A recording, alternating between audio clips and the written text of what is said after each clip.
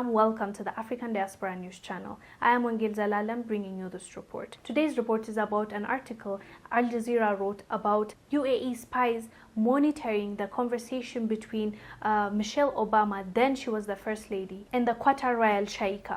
So the UAE spies intercepted their conversation and they got personal information, the itinerary of Michelle Obama when she traveled there, the times, everything that they talked about, they had that information. Let me read for you what Al Jazeera wrote on this. We'll come back and discuss. UAE spies hacked devices belonging to Qatar's royal family and intercepted private communications between then US First Lady Michelle Obama and Her Highness Sheikha Moza bint Nasser, according to a new book by a New York Times reporter.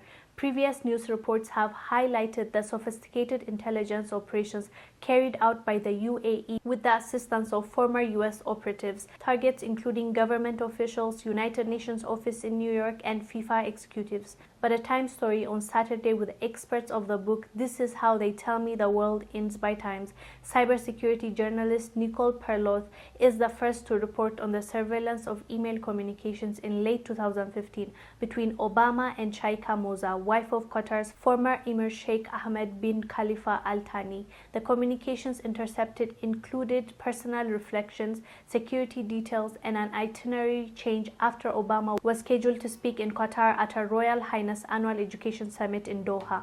The spying effort reportedly led one American operative to resign from the spy program and leaving Abu Dhabi. That was the moment I said, we shouldn't be doing this. We should not be targeting these people, the former US National Security Agency analyst was quoted saying. Known as Project Raven, hackers employed state-of-the-art cyber espionage tools to help the UAE engage in surveillance of other governments, armed groups, and human rights activists critical of the monarchy. Interviews by Reuters news agency in 2019 with former Raven operatives, along with a review of thousands of pages of project documents and emails, showed spying techniques taught by the NSA were central to the UAE's efforts to monitor opponents. Operatives used an arsenal of cyber tools, including a cutting-edge espionage platform known as Karma, with which Raven operatives say they hacked into the iPhones of hundreds of activists, political leaders, and suspected terrorists. The FBI is now investigating because US laws prohibit the hacking of US networks or stealing the communications of Americans. It's one thing when we hear celebrities talk about they've been hacked and their nude pictures or videos or sex tapes leaked because these people hacked them. But it's another thing when they're hacking presidents and president's wife, first wives. This is a royal family, and then she was a first lady when Michelle Obama was hacked. So this is getting insane, you guys. Like, now can we even trust what we have on our laptops, on our phones? Like, how safe are we?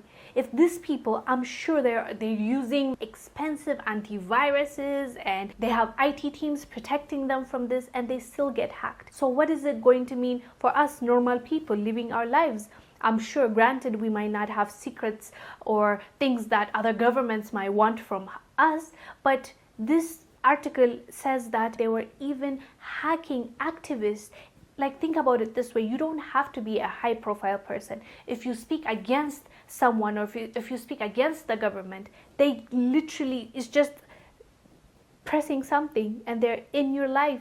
They're looking at your kids, where your kids are going, if you're pregnant, how far you are, which doctor you're seeing. They can access your camera and see when you're in your shower. When it's just the taking away of our privacy. Like, we don't have our privacy anymore. So we just need to be careful what we're putting in our phones. Have you noticed, like, Bill Gates and Steve Jobs, they used to cover their cameras because they knew anybody can access that camera and record what you're doing in your own home, on your own laptop, on your own phone. And our data is being sold left and right with those applications that you have on your phone, with social media.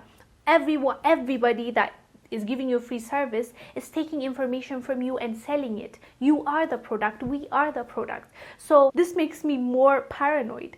If they can do this to the First Lady and Qatar's royal family, like, she's the queen, the queen of royal. If they can do that, imagine how vulnerable your phones and your laptops and your Or even worse, if you have those cameras that in your house that run in Wi-Fi, it's so easy to access them, download what you're doing and see what you're doing 24/7. Someone can be watching you.